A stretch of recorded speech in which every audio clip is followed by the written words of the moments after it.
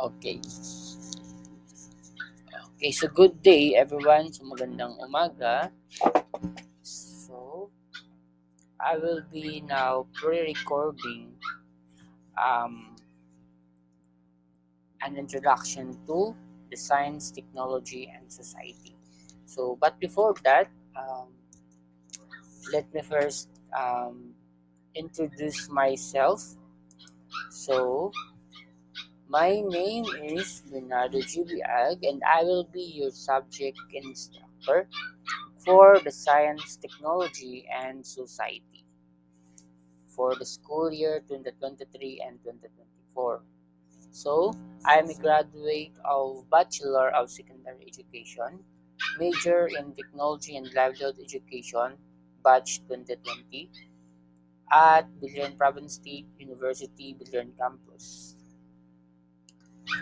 Uh, I am also a former SSC President, school year 2019-2020, and I am a founder of Kaguma Field Organization when I was a second year student.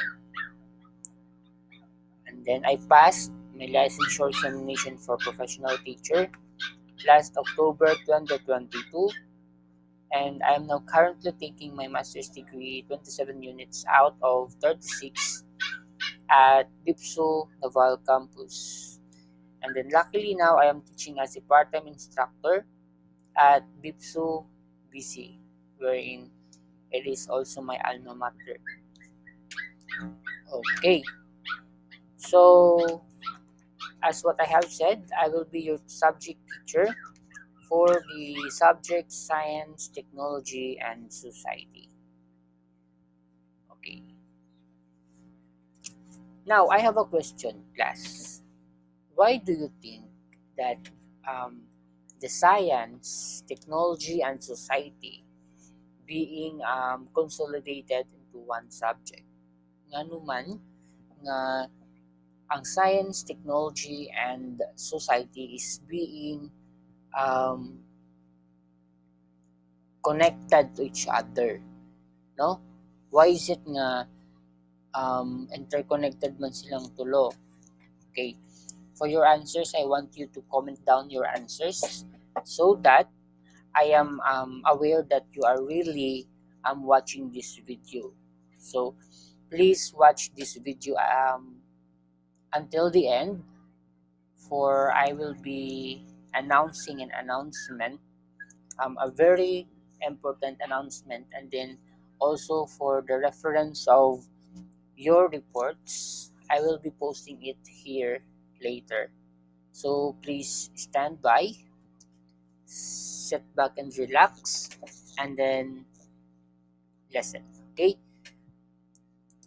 So for the introduction, it is said there that it is a well-established fact that science and technology impacts all aspects of our lives. So on the first line, it says there that the science, Tao, and technology impacts all aspects of our lives. So how is it possible? How is it so that the science and technology has an impact in all aspects of our lives? No, ngano man nga ang science and technology um, focusing for this era, ngano man nga ang science and technology has an impact in all aspects of our lives. Class, why? Okay, that's number 2 question, and I want you to comment down also your answers on the comment box. Okay, so the science and technology has an impact in the aspects of our lives. Like for example, um, the modern technology, the science has a very great impact in our mode of transactions. Just like before, wala man tayong mga modern transportation like kaning MRT, LRT, before kuan pa ni siya kanang PNR, and then for the past how many centuries, inventions of the transportations, they have invented such LRT, MRT, wherein the mode of transportation has become easier, faster, and dili na siya, what do you call this? Dili na ka, for example, maghabol sa imong time. No? But hindi, as the population grows also, the modern transportation should also be upgraded. So, currently updated na natay ongoing projects kanang mga substation for trains wherein nag-start ni siya administration of 230 and then being continued by our current president BBM or Bongbong Marcos. Okay, so next, science and technology is associated in all means with modernity and is considered as an essential for rapid development.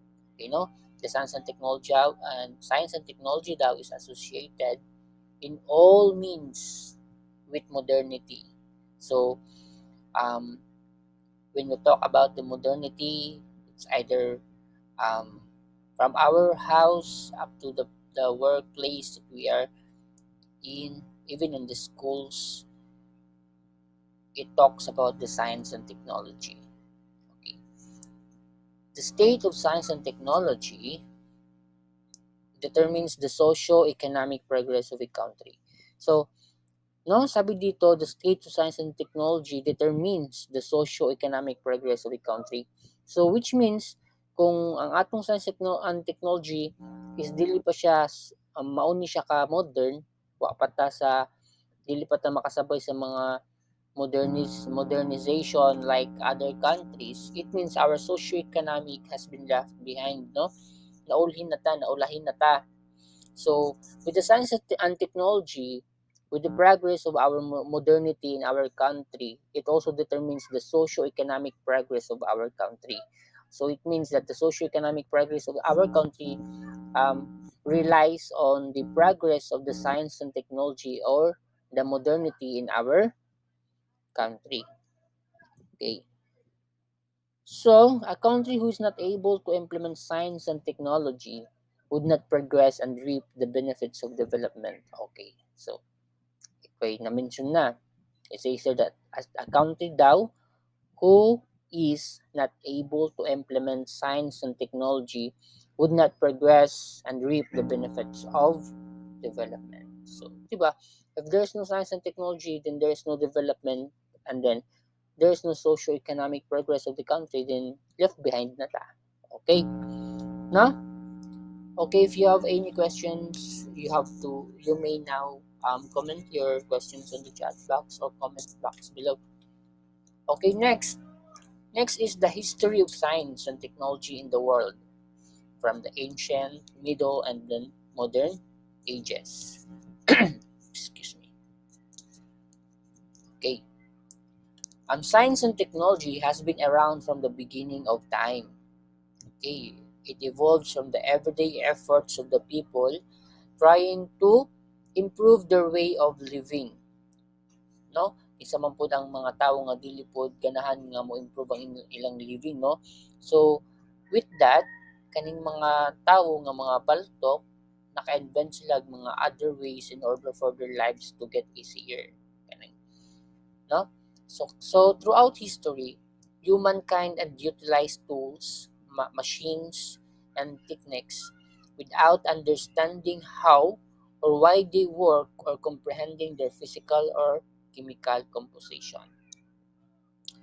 It says that throughout the history, humankind and utilized tools, machines, and techniques without understanding how or why they work or comprehending their physical or chemical composition. So before, ang mga humans before is kanang they are really inventing such like tools in order for their lives to get easier, no, without the understanding how or why the make tools um work or comprehending their physical or chemical composition.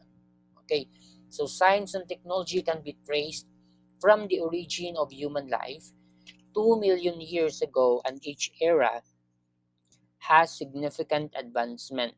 Okay, so the earliest form of science and technology were human artifacts found during the prehistoric time, about 2.3 million years ago. They were roughly shaped stones used for chopping and scraping. Okay, so now you are, I know that you are familiar with those stones, kanang mga sharp stones gani nga ilang gamiton. Ancient people used to chop or to kill animals, no? Kato siyang mga rough shaped stones. They they used it as a knife or a cutting tools way back ancient times. So um, these tools have been found primarily in Eastern Africa. So may African people on their ancient times, noon ilang mga gamiton, they they use stones, they make the stones rough or um, ilan siyang hasaon in order for them to use it as a cutting tools for chopping and then for scraping. Okay, so some of the earliest record of science came from Mesopotamian cultures around the 400 BC. Disease, symptoms, chemical substances, and astronomical observations were some of the evidence of emerging science. So, science there before have been found through the disease, symptoms, and then the chemical substances and astronomical observations. Those were the evidences of emerging science during their era. Next is during the same period in the Nile Valley of Egypt, information on the treatment of wounds, wounds na pod, and diseases, and even some of the mathematical calculations such as angles, the rectangles and triangles, and the volume of the portion of a pyramid have been around for thousands of years. Okay, from 300 to 400 BC. So, kaning nga mga angles, measurements, calculations, and then kaning mga wands, ang mga treatment for wands and then diseases. Dili lang ni siya bag-o for the 20th century. So before pa naanag yun ni siya, but then there is no such um, what we called medicine, kaning mga generic medicines or branded medicines, but kung sa man nilang gamiton, they used kaning mga herbal plants. Mo ning kasagaran nga gamiton before, no? Okay, so mga calculations, ang angles, the rectangles, and then the triangles, and the volume of a portion of a pyramid. No, sa Egypt, di ba? Mostly, pyramids is located at Egypt. So, kani, nga nakahimo sila pyramid kay they already discovered the calculations for such angle, no, rectangles, triangles, and then the volume. Okay. So also there was a rise in the number of philosophers who wrote topics on psychology, biology, and host of other topics. Okay, no. So before pa no, daghan mga philosophers nga nagsuwat for the psychology, the biology, and host of other topics. No. There was Euclid, the founder of modern geometry. Okay, take note for that class, ha. Euclid, who is the founder of sa modern geometry. Very good. Archimedes naman is the founder of engineering mechanics and calculated a value for pi which is still used for this very day. Okay. So, no, ang pi mas lagas pa ni siya sa atong mga kaninunuan or atong mga lulu o lola. Ang pi which was founded by who? Archimedes, who is also a founder of engineering mechanics and who calculated a value of pi. Okay. Usagan niyang value sa pi? Okay, that's number 3 question. What is the value of pi? Okay, pi ha, sa math, kanang ana nga sign, pi. Okay, I want you to comment down your answers on the comment box. Okay, so now let's move on to the 3000 BC. Okay, on 3000 BC, gave rise to the Bronze Age. Okay, so from Stone Age, adto na ta sa Bronze Age. In the search for finding pigments used to color the human skin. Oh, diyan na, ni-arise ng color. Ni murag na curious ang mga tao in 3000 BC, and then ni-arise ang finding pigments used to color the human skin. Okay, so in the Bronze Age, the copper was discovered. Okay, take note on that. The copper was discovered on the Bronze Age 3000 BC, wherein people is in search for finding pigments used to color the human skin. Human skin, the book mentioned in search for finding pigments used to color the human skin. Okay. Then it was realized that alloying copper with tin, when you say alloying copper, yung mo siyang iparust with tin resulted into bronze. Okay. So the combination of the copper and tin resulted into bronze. Okay. Sa may gamit sa bronze today. So the bronze which in those days were used to make swords and other weapons. So that is the use of bronze before. They used the bronze for making swords and other weapons like kana mga archer, no? So but today we use it to build machinery, medals, statues, belts, and other or shoe buckles and other metals like, di ba, na po yung nails na bronze. Okay. So next, by 3500 BC, in Mesopotamia, two-wheeled carts had been created. Okay. Sa Mesopotamia, Mesopotamia, duha ka wheeled carts have been created, and it became the most frequently used mode of transporting heavy goods from one place to another. Okay, 3000 BC is the rise of Bronze Age. When? 3000 BC. Nanuman himo siyang Bronze Age? Because the people there is or have been curious in pigments, and in search for finding pigments used to color human skin, the copper have been discovered. Okay, kung sa may connect sa copper sa Bronze Age, sir? Okay, the answer there is they have realized that alloying copper with tin or combining copper and tin, the result was bronze. And then the bronze there is very necessary to use or in making usama ilang ilang used sa bronze. They use the bronze to craft swords or make swords and other weapons.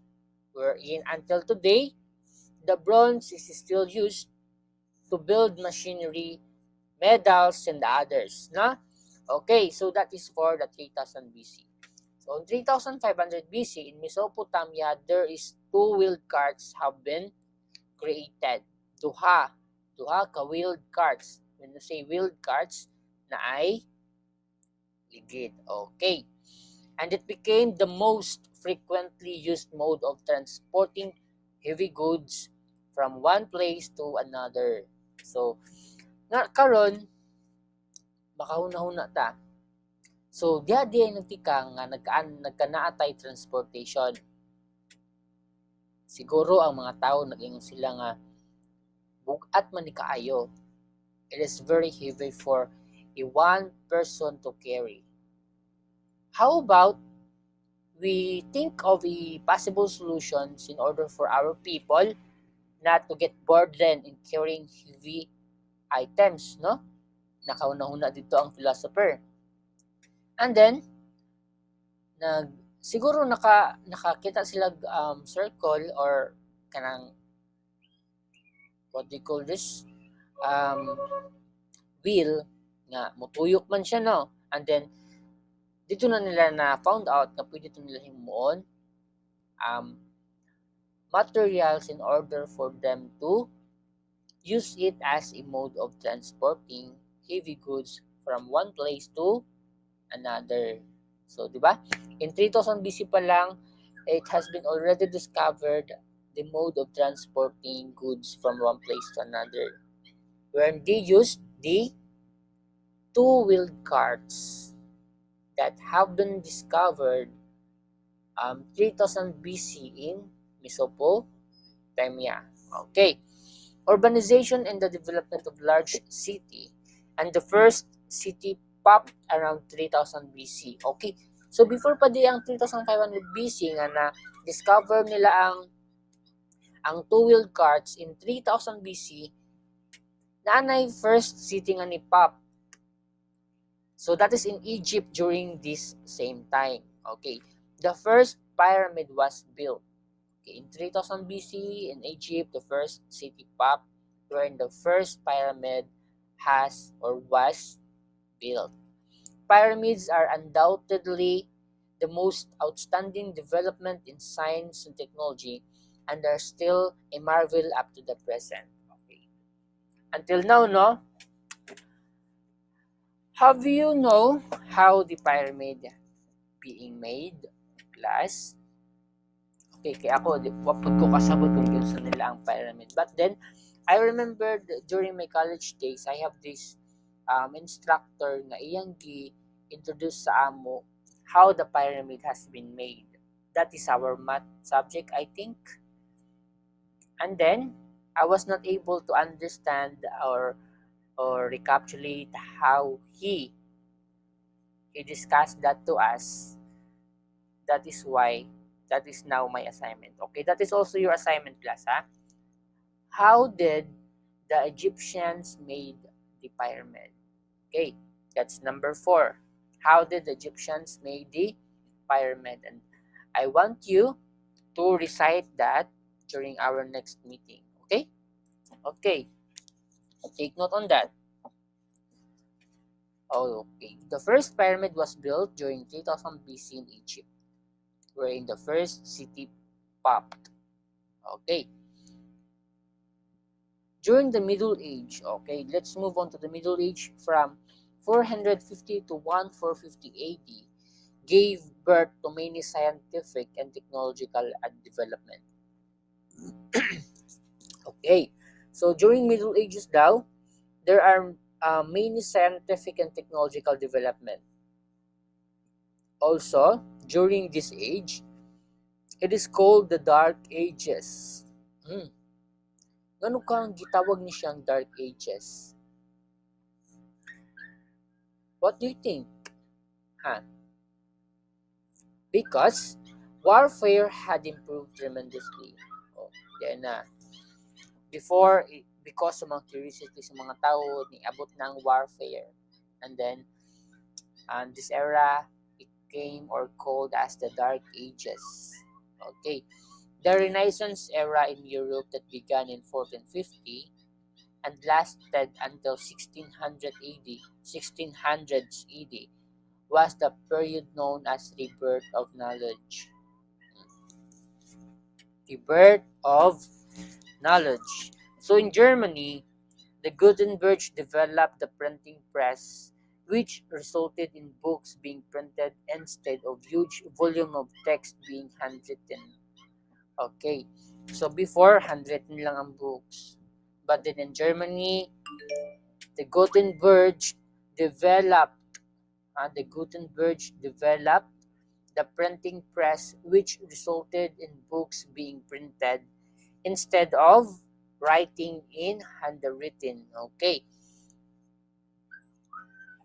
In Italy naman, Leonardo da Vinci, a great pioneer in arts, architecture, engineering, and science, stressed the importance of experiment.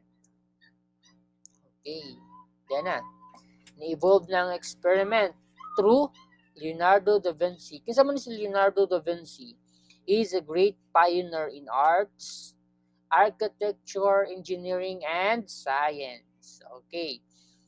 He stressed, Leonardo da Vinci stressed out the importance of experiment. He produced a vast series of notebooks. Okay. Nag-produce na siya vast series of notebooks with observations on the anatomy, the cloud formations, plans for sight, the military inventions, tanks, flying machines, and submarines. Okay, so si Leonardo da Vinci ay ang sala nga nung natay karon mga warfare machines. A joke lang bitaw. But then that is also a what? An advantage for people, no? In order, syempre nowadays, dili na magyud nato ma ingon pa nga dili na nato malikayan. Okay, we cannot remove the fact that anytime war can be created, especially nowadays that there are these countries that is um what they call this, kanang mag riot ba sila, no? It's because also of the people being or living in the country, because for them they think that they are the right, but then for the opponent also think that they are also right, no? So this topic will be discussed in ethics, no? The moral values, how laws have been created. I know you have already encountered it during your first year with ed. I know that you have already encountered it. So that is why war is being created, because the both parties or the two war countries has different laws to abide. And then, like for example, the other country has its own laws, the other also has its own rules, and then if their rules did not meet each other or not connected to each other, then there's the conflict is arise. Okay, no? The consensus should be taken um, priority of the both presidents or both governing bodies of other, or the the, the two war countries. Okay, I hope that you know what is consensus and conflict, no? When you say consensus, that is the agreement of both. They are mutual in agreement. But in conflicts, one is opposing to other. That is conflict. Okay, class.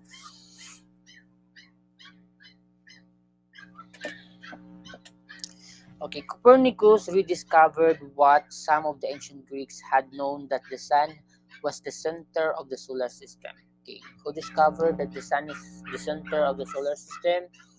That is Copernicus, and that the earth revolves around it. That is Copernicus, ah. Take note on that, class. Copernicus rediscovered what some of the ancient Greeks had known, that the sun was at the center of the solar system, and that the earth or our planet revolves around it. Okay, the era also gave way to geographic discovery. Diba? Damunag na discover. Before pa lang, damunag na discover. When we are going to delve into the history, but anyway, class, I am not really into history. This is such a boring subject for me before when I am studying. But then I do not know why histories, other history subjects being given to me. I think this is also a challenge for me to read books. And then that is also my challenge for you, class, to really read the books. Okay?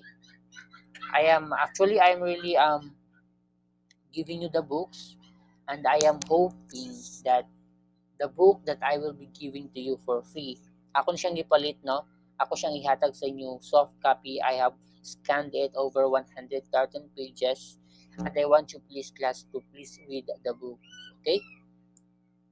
I am not I am not also a fan of reading books, but I have lately found out that the reading books can help you your communication skills and as well as your depth of knowledge on aspect of the books or the context that you are reading. You will be also advancing your knowledge on the given topic, and that is your advantage, and that is for you to ace your schooling, not just your schooling but also for your own good. Okay, now let's move on to the modern science and technology around 1600 AD. Okay, so in this era, Galileo, take note on the people that I am mentioning, class, ha? Okay, I might be giving you a short quiz after um this week, whole week. You have 1 week. I don't think if we can conduct a online class kay naapod ko yung klase for BSED and BEd. It might a hectic time for me to conduct an online class wherein also in our, you know, we don't have this strong connectivity when it comes to internet, and then I am also understanding your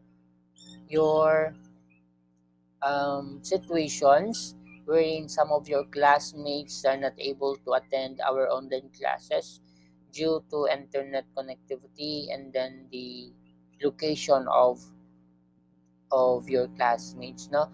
So I guess we can manage our um, time during our 1 week um, meetings. I think we can have a 2 weeks every month. So I am hoping also to maximize these meetings in order for our topics to be discussed thoroughly. And then I am also rooting that all of you should attend really our face-to-face classes in order for you also not to be left behind on the topics that is being discussed on every sessions. Okay, class, I'm really rooting for you. Bikilad too. Okay, on the modern science and technology around 1600 AD, Galileo was the first to use the modern scientific methods based on experiment and testable observations. Okay, kasi ganito ang nag-ingon nga or nag-stress sa importance of experiment. It was Leonardo da Vinci. But in the modern science and technology around 1600 AD, Galileo was the first to use modern scientific methods based on experiment and testable observations. Okay, si Galileo na. Okay, siya na tawo in using the um, scientific methods based on experiment and testable observations. Okay. In the year 1608, some spectacle maker came to the Republic of Venice. Oh, yung mga spectacle ni ngadto sa Venice where Galileo was staying with their new invention. Okay. A spyglass, si Galileo siya ang nag-invent sa spyglass. Kasabot mo sa spyglass, katugan ni have you watched a Pirate of the Caribbean? 'Di ba si Jack Sparrow na siya spyglass? Nga imo siyang i-move forward for zoom in siguro to, and then move backward for zoom out. Kato siya nga spyglass is used for identifying ships well before they enter a harbor. So katong mga harbor people, they use spyglass in order for them to detect or to manage if there is this mga ships na nga moabot sa harbor, no. Okay, before wala pa man kuan, there's still no mode of communication such kanang mga ano sa to talkie walkie talkie, and then kaning mga radar, di ba, wala pa man na siya. So the spyglass is really necessary for the harbor people in order for them to detect whether if there is a ship coming or outgoing. Okay, Galileo heard about it and promptly set about figuring how it worked. Oh, my mistake. Galileo was not the inventor of the spyglass. But then, as he iyang na found out that the spyglass is being invented, he was being curious about it. As he heard it, he promptly set about figuring how it worked. Iyang gi-figure how the spyglass being work. Sorry class, that was my mistake. Okay, I guess later on we will be tackling who is that the inventor of the spyglass or the telescope. Or you can comment it down below, class, if you know who's the really inventor of the spyglass. Oh, he not only succeeded in constructing his own spyglass, went on to build a second one with the magnification step up by 8. Oh, so Galileo was the inventor of the spyglass, class. Okay, okay. He not only succeeded in constructing his own.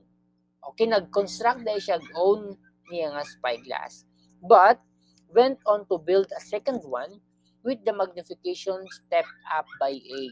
Okay. And finally, 30 times which is now known as the telescope. Okay, so Galileo di ay ang nag-invent sa telescope. Excuse me, class.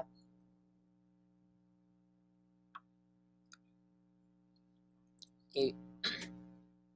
I just got wake up and then I remembered nga I will be discussing to you the introduction of the SDS.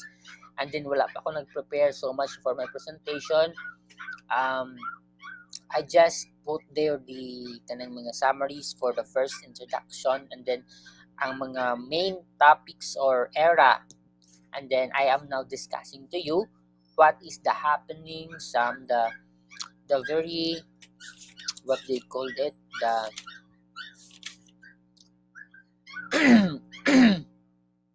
the important happenings in every era. No? Actually, I will be giving you the book. You can read it also for your own references. You can scan it, read it for you to ma-visualize po ninyo more or ma-recall ninyo ang atong discuss or what I am discussing to you right now. Then wala pa ako nag-breakfast and then I have so much to do pa. So okay, so much for that. Okay, so Galileo is the inventor of the telescope. Why did he come up in inventing the telescope? That is because of the spyglass. Iyang gi what we call this, iyang gi studyhan ng spyglass how it work, and then not just he make one but then he make another second one with that magnification step up by 8. Okay, step up by 8, it means ma-zoom in na nimo ang spyglass. And then finally 30 times, okay, no? Ma-zoom in na nimo 30 times, which is now known as the telescope. He was also able to discover the craters and mountains of the moon. He later invented the microscope and the thermometer. Okay, so Galileo also discovered the craters and mountains on the moon. On the moon, ha? So it means there's also mountains and craters on the moon. Yes. Usually, we already know that there are many craters in the moon, di ba? Based on the knowledge that we have gained from our secondary schools, I think, besides sa atong elementary nowadays, the moon is already being discussed, no? The properties of the moon, di ba? And then the properties of other planets. And then later on, Galileo invented the microscope and the thermometer. Oh, kasabot mo kung sa microscope. I know you know what is microscope. And then how about the thermometer? Thermometer is kanang gamiton gani isuksok sa inyong irok, no? In order for determine your what? Your body temperature. Okay. Okay, so Isaac Newton was born in 1642. Now, tapos na takang Galileo. Okay, let's move on. Moving on to Isaac Newton. He was born on 1642. He helped define the laws of gravity and planetary motion, so co-founded calculus, okay, and explained the laws of light and color. Okay. Hindi natakang Isaac Newton. He was born on 1642. He helped define the laws of gravity and planetary motion. Kung sa ganito mga laws of gravity, law of inertia, law of interaction ba to? Diba? There are three laws of gravity. Diba? Way back high school on your science, the law of gravity is being introduced to you. And then there is this, the three laws has its own formula. Am I right? Okay. And then he co-founded the calculus and explained the laws of light and the color. Moving on to Albert Einstein. Okay, so that is for Isaac Newton. For Albert Einstein, he became the most famous scientist of the 20th century. Ano call mo siyang famous scientist, no? His work has profound impact on everything from quantum theory to nuclear power and the atom bomb. O diyan na. In the 20th century, the atom bomb, the quantum theory, and the nuclear power have been discovered. With by who? By Albert Einstein. And came up also the famous equation the E equals mc squared used in calculus. So I'm not fan of mathematics class. So if you know this E equals the mc squared that is being used for the calculus, please comment down below what is this, okay? Okay, in terms of modern technology, the Industrial Revolution brought about the beginning of factories. Okay, the 20th century, na-build na ang mga factories to produce goods at massive quantity. Okay, no? Instead of kanang I mean, mano-mano, and then gamay lang ma-produce nimo na goods. Kunya, siguro na-discover nila, I mean, they have already realized that the population growth and then the demand is high, but then the supply is low. They built these factories in order to produce a massive production of goods. No? So in the late 1800s, the light bulb began to replace candles and oil lamps. Okay. So in 1800, so before diyan na punta sa lighting kaning mga bulbs.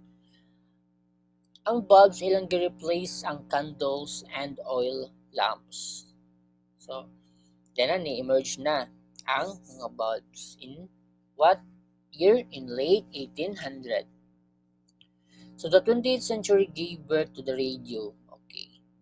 The radio also have been discovered. The first car to run with engine power, the first man went to space in the rocket. It was also the beginning of communication, electronic, and the computer era. Okay, so sa 20th century, ni-arise na ang damo na ni-arise sa 20th century kay damo naman mga inventors, okay no?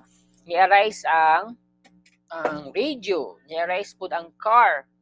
First car to run with engine power, and then the first man went to space in a rocket. Okay. It was also the beginning of communication, electronic, and then the computer era. So, na-arise na siya sa 20th century, but then the Philippines is not really, dili pa ta ready to accept this kind of inventions nga invented on the 20th century. Why? Because na late man ta, late bloomer man ang Philippines, no? Bisan gani karon late bloomer lagi hapon ang Philippines. Okay.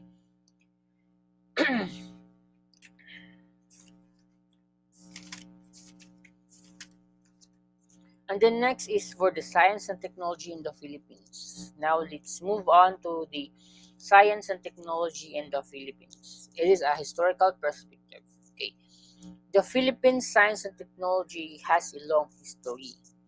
It started before Spain colonized the country. Okay, first Spain colonized us. Excuse me. Where some indigenous technology already existed with regards to wet rice and dry rice agriculture. The use of technology was also evident in the handicrafts, pottery, weaving, metal, ware, and boats used by ancient Filipinos. So, before lahat, no, ang Filipinos is creative ba ang mga Filipinos? Nagyapon tayong mga inventions in the context of handicraft, in the context of pottery making, weaving, and metalware, and then boats used by ancient Filipinos. No? The natives were already aware of the medicinal from herbs. Okay, so before, no, we really know that medicinal is really coming from herbs used by our ancient mga ninuno na to. They had no calendar but counted the years by the period of the moon and from one harvest to another. You know? Mao na siya ka-clever ang mga tao before. But that's hard how their life before is. If you're going to imagine with you're living without a calendar, how will you know that it's your birthday, no?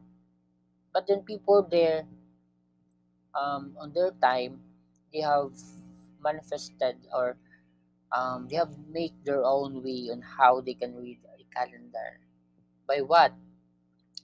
By simply counting the period of the moon and from one harvest to another. No? So that's how clever Filipino is. And I know that all of you, Bitilad to home economics and ICT are also clever. You are just not yet discovered it, Kai. I think you are still in the stage of curiosity wherein wala pa mo kasabot asa mo mag-focus asa mo nga industry magfo-focus or karon love life ang nasa niyong mga hunahuna. But then just an advice that love is just there. You can have your family, you can have your perfect friends, true friends, but then time is gold. So please do not waste time, especially in studying class. Kay if your parents really told you that the only thing that we can give you is this the knowledge you gain from the school. They support you in schooling and they really expecting you to gain knowledge from the school in order for you to use it for the progress of your life. No, I would like to share to you that I am also came from a broken family. My mom, my dad is separated, and then they both have their own families right now. Me and my five siblings have grew up in our grandfather and grandmother, and then last 2021 my sister died due to COVID with her baby on her tummy, and that is the very devastating part of our life na ang among pinakamanghod. I am the second child. Ang among pinakamaguwang have died nga wa ko didto. Was not there. I was at Manila working. So wala ko'y nahimo. Tuok na lang ko, tuok kog maayo. Why? Why did why did it happen to our family? How did it happen? Why? What is the reason why we should endure this pain. Throughout the years until 2022, sakit ra gyapon siya sa mua. And then his husband, wa pa siya nag 1 year na anay lain. No, that is very disrespecting to us, to my ate's side.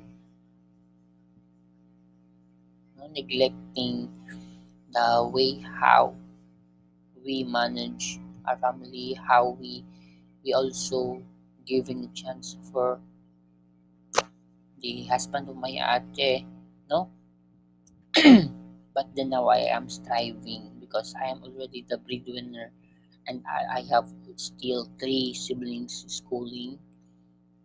One is in college right now. The one is grade 12 and in grade 11. So I'm really hoping na I am now in my life that I am telling myself that if there is this opportunity for me that will come, I will grab it.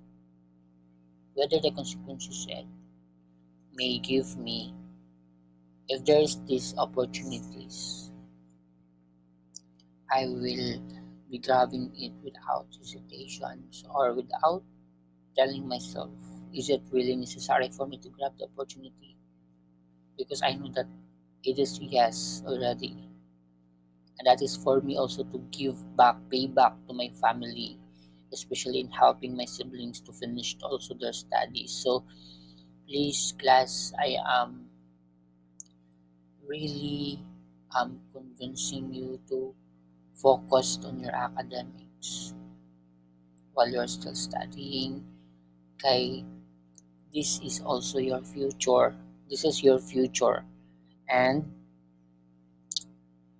if you came from a family which is also my family, I am very well, very well pleased to say this to you that please strive hard, study hard, and then whether if there is really an opportunity after your schooling, grab that opportunity. Kay me, after I graduated, nagtrabaho din ko Manila, no? Knowing that the board exam has been suspended, na suspend ang board examination, I decided to work at Manila kay na board ko sige lang ko og tambay ko for how many months, and then by December 2020 nag-work ko Manila as a companya. Minimum wage is around 13 to 14K a month, and then napakay mga gastusan dito, no? For 10 months I was there, and then niuli ko diri kay nawa lagi si ate. Naglisod pa ko resign dito kay murag di ko buhian. But then I really urge myself na mag-resign ko kay mag-take gyapon ko board examination. I lied there pag yun na I was hired as a teacher in my alma mater. And then that manifestation had become real, no?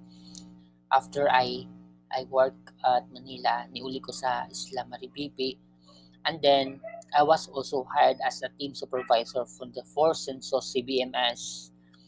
Um, I think that's for August, September, October, November, 4 months. I was a team supervisor there, and then they hired me again as a map data processor at Naval Biliran PSA. And then katong time nga hapit na maend ang among contract with January, si Dr. Nana Tapanen, she she messaged me if gusto na ako mag part-time, di ba? What a coincidence nga the reason why I resigned there back at Manila is that I lied to them that I was being called nga mag-teach ko sa ako alma mater. And then time flies it quickly, murag na na dungog siguro to ni Lord nga akong lie. And then but then I nangarap kog sorry ato nga when I got there. Nakabot ako diri province. Yung nagstoryahay na ta. So much for that. Okay, now let's move on to the Spanish colonial period. The colonization of the Philippines contributed to the growth of science and technology in the archipelago. Okay, the Spaniards introduced formal education and founded scientific institution. Okay. So, sa Spanish colonial period, Spaniards introduced the formal education. I know na you know that the American introduced us the education, no? But then it says there, the colonization of the Philippines contributed to the growth of science and technology in the archipelago. The Spaniards introduced formal education and founded scientific institutions. During the early years of Spanish rule in the Philippines, parish schools were established where religion, reading, writing, arithmetic, and music was taught. Okay. Sanitation and more advanced methods of agriculture were taught to the natives. Okay, so mga Spaniards, ningali sila, gipangtudloan ta. Later, the Spaniards established colleges and universities in the archipelago, including the University of Santo Tomas. Okay. Okay, so now we know that the University of Santo Tomas, or the UST, is being founded by the Spaniards. So the study of medicine in the Philippines was given priority. In 1871, the School of Medicine and Pharmacy was opened at the University of Santo Tomas. It also contributed to the field of engineering in the islands by constructing government buildings, churches, roads, bridges, and forts. The Jesuits promoted meteorological studies and founded the Manila Observatory at the Ateneo Municipal de Manila in 1865.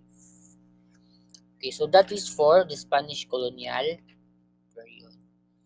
And now, I will be ending this pre-recorded video, and then there's still this American period, the post-Commonwealth era, the Marcos era, and then the martial law, the Fifth Republic, the President Fidel V. Ramos term, and then the President Joseph Estrada's term, the Science and Technology during President Gloria M. Arroyo's term, the President Benigno C. Aquino, and then the Science Education in the Philippines. So I want you to read those eras, no, from the American period and post-Commonwealth eras. And then I, I will be posting the questions on the description of this video. Okay, I want you to answer those questions. Huh? Na it has only two questions for you to answer. Okay.